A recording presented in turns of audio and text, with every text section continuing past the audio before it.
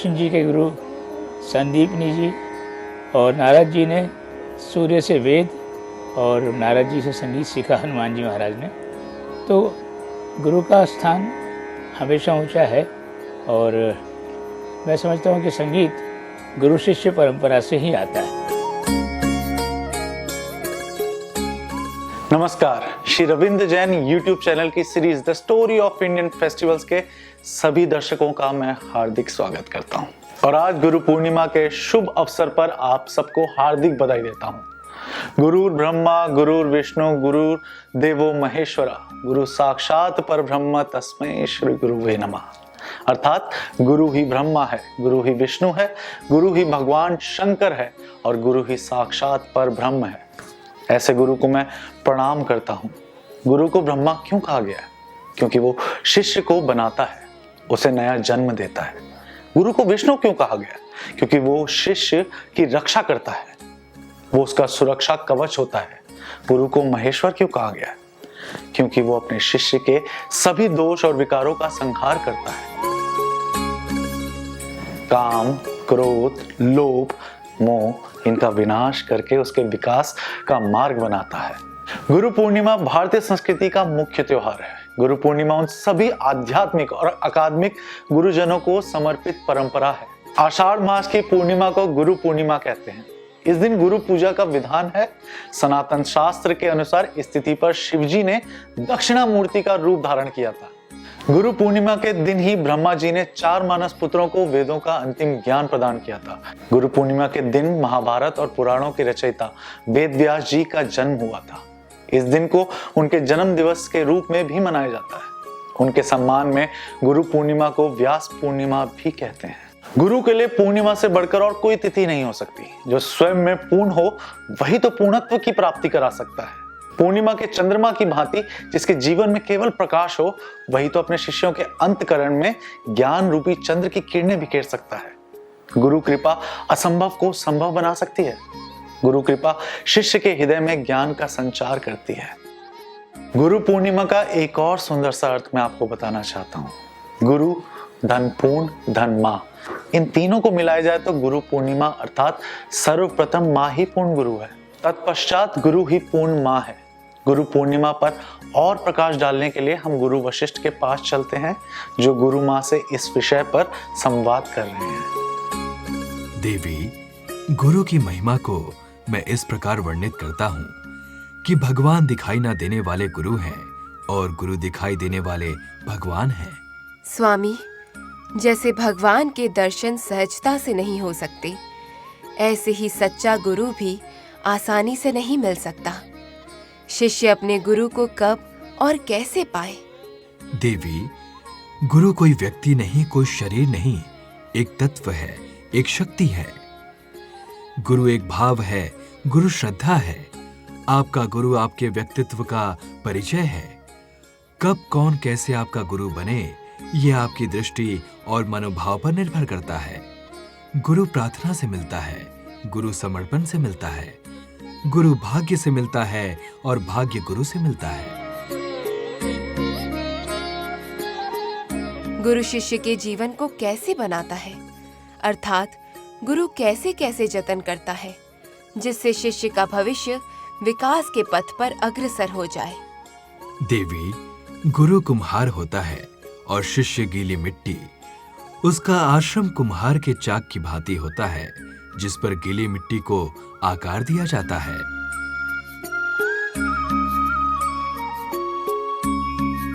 स्वामी, गुरु वक्ता होता है और शिष्य श्रोता।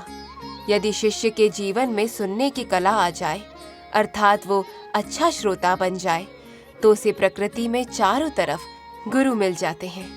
गुरु की महिमा को इन शब्दों से भी समझा जा सकता है, जो संशय के अंधकार को मिटा देता है।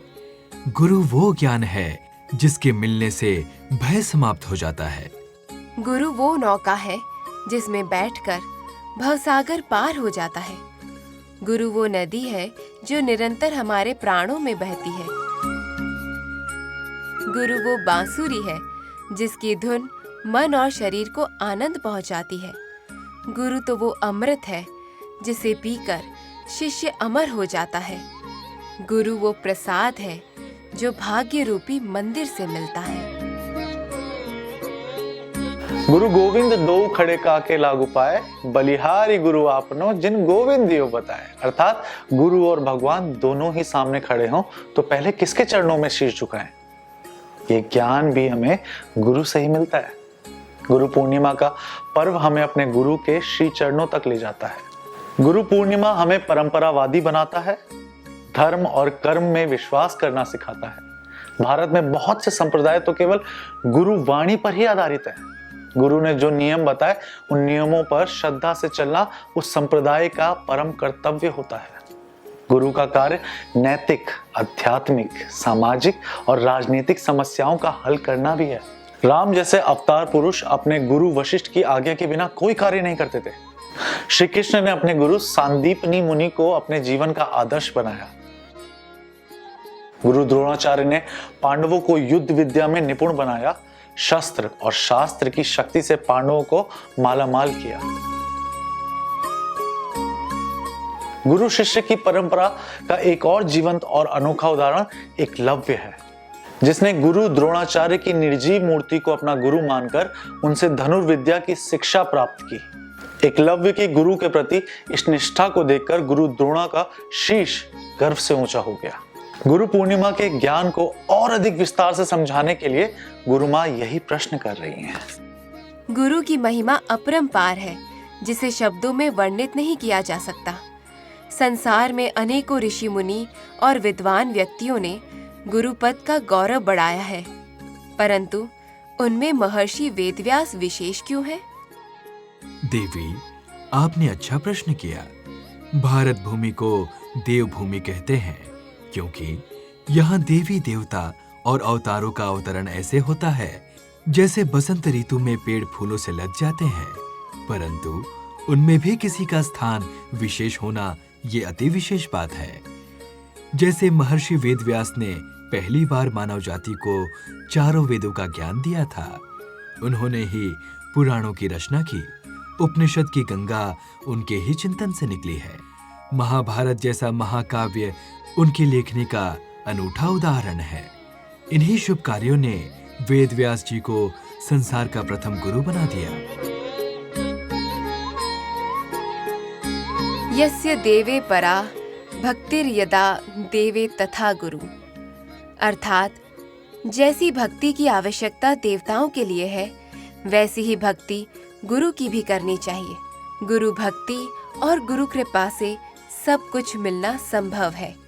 हाँ देवी, संत कबीर ने भी गुरु की महिमा का बखान करते हुए लिखा है, हरि रूठे गुरु ठौर है, गुरु रूठे नहीं ठौर। इसका अर्थ यह है कि भगवान के रूठने पर गुरु की शरण तो मिल सकती है, गुरु हमारी रक्षा और मार्गदर्शन कर सकता है, परंतु गुरु के रूठने पर हमें कहीं शरण नहीं मिल सकती, ना भगवान के मंदिर में, ना ही गुरु के घर में। स्वामी, मन में एक प्रश्न अवश्य उठता है कि आषाढ़ पूर्णिमा को गुरु पूर्णिमा के रूप में मनाने का क्या कारण है? देवी, आपने बहुत अच्छा प्रश्न किया। इसका उत्तर इस प्रकार है, धर्म और जीवन को देखने का काव्यात्मक दृष्टिकोण होना चाहिए। धर्म एक महाकाव्य है और जीवन उपन्यास, दोनों को पढ़ने और समझने का आनंद अलग अलग है। यदि ये रहस्य समझ आ जाए तो आषाढ़ पूर्णिमा अर्थपूर्ण हो जाएगी, अन्यथा आषाढ़ में पूर्णिमा दिखाई ही नहीं देगी। गुरु पूर्णिमा जैसा होता है तो शिष्य आषाढ़ जैसा। समय और समस्या के अंधेरों से बाहर निकालना गुरु का कर्म होता है। अंधेरे और उजाले में गुरु का हाथ पकड़कर चलना शिष्य का धर्म होता है। स्वामी, गुरु शिष्य का संबंध और ये परंपरा गुरु दक्षिणा पर आकर समाप्त होती है। गुरु अपने शिष्य की आस्था परखने के लिए अलग अलग प्रकार की गुरु दक्षिणा मांगते हैं। इसका कोई उत्तम उदाहरण दीजिए जिससे भविष्य के बच्चों का मार्गदर्शन हो सके। शास्त्रों में गुरु दक्षिणा के अनेकों उदाहरण हैं, जिनमें गुरु की कसौटी पर शिष्य की श्रद्धा को परखा गया। गुरु द्रोणाचार्य और एकलव्य का उदाहरण अनोखा है, परंतु हम यहाँ भगवान श्री कृष्ण और उनके गुरु महात्मा सांदीपनी का उदाहरण देना चाहेंगे। भगवान श्री कृष्ण द्वारा दी गई गुरु दक्षिणा संसार की सर्वश्रेष्ठ गुरु दक्षिणा होगी। मैं भी उसके विषय में सुनना चाहूंगी। भगवान श्री कृष्ण और दाऊ भैया बलराम शिक्षा पूर्ण करके अपने गुरु के श्री चरणों में गुरु दक्षिणा देने पहुंच गए। महात्मा सांदीपनी गुरु दक्षिणा के पक्ष में नहीं थे, परंतु गुरु माँ की ममता ने उनसे ऐसी गुरु दक्षिणा मांग ली जिससे स्वयं भगवान आश्चर्यचकित हो गए। गुरु माँ ने ऐसा क्या मांग लिया जिसने भगवान को आश्चर्य में डाल दिया? महात्मा सांदीपनी का एक ही पुत्र था, पुनर्दत्त, जिसे समुद्र में रहने वाला एक दैत्य उठा ले गया और उसकी हत्या कर दी। इस घटना को बहुत वर्ष बीत गए, परंतु गुरु माँ की ममता अपने पुत्र को नहीं भूल पाई। इसीलिए उन्होंने भगवान श्री कृष्ण से गुरु दक्षिणा के रूप में अपने पुत्र का जीवन दान मांग लिया। तो क्या पुनर्दत्त पुनर्जीवित हो गया? पुनर्दत्त को पुनर्जीवन देना इतना आसान नहीं था, परंतु भगवान श्री कृष्ण ने इस असंभव को संभव कर दिया। वो पुनर्दत्त की खोज करते हुए सागर की गहराई तक पहुंच गए। वहां उन्हें पुनर्दत्त तो नहीं मिला, परंतु पुनर्दत्त का वध करने वाला दैत्य मिल गया। श्री कृष्ण ने उससे युद्ध करके उसे मृत्यु के हवाले कर दिया और उस दैत्य के पांचजन्य शंख को अपना शंख बना लिया। वहां से भगवान श्री कृष्ण यमपुरी पहुंच गए और यमराज से पुनर्दत्त को वापस लेकर अपने गुरु महात्मा सांदीपनी के पास आ गए और अपनी गुरु दक्षिणा प्रस्तुत की। अपने पुत्र को जीवित पाकर गुरु माँ और सांदीपनी मुनि भावुक होकर भगवान श्री कृष्ण को शत शत नमन करने लगे। स्वामी, गुरु और शिष्य की महिमा को शब्दों में नहीं बांधा जा सकता। इसे केवल सुगंध की तरह महसूस किया जा सकता है। ऐसी अनंत प्रतिभा के धनी और देव स्वरूप गुरुओं को मेरा बारंबार प्रणाम।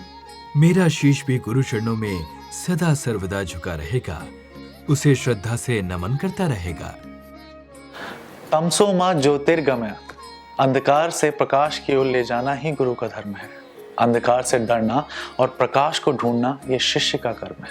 गुरु और शिष्य एक दूसरे के पूरक हैं। गुरु शिष्य की परंपरा आदिकाल से है और अनादिकाल तक रहेगी। गुरु पूर्णिमा के दिन हमें अपने गुरुओं का मान सम्मान और उनके चरणों में श्रद्धा के पुष्प अर्पित करना चाहिए। उनकी सेवा करनी चाहिए, उन्हें प्रसन्न करके गुरु का आशीर्वाद लेना चाहिए। गुरु का आशीर्वाद सदा सर्वदा मंगलकारी होता है। ऐसे मंगलकारी गुरु के चरणों में बारंबार प्रणाम।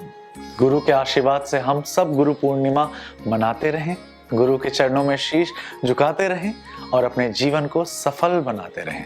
ऐसे शुभ वचनों के साथ आप सबको गुरु पूर्णिमा की बहुत बहुत बधाई और बहुत शुभकामनाएं।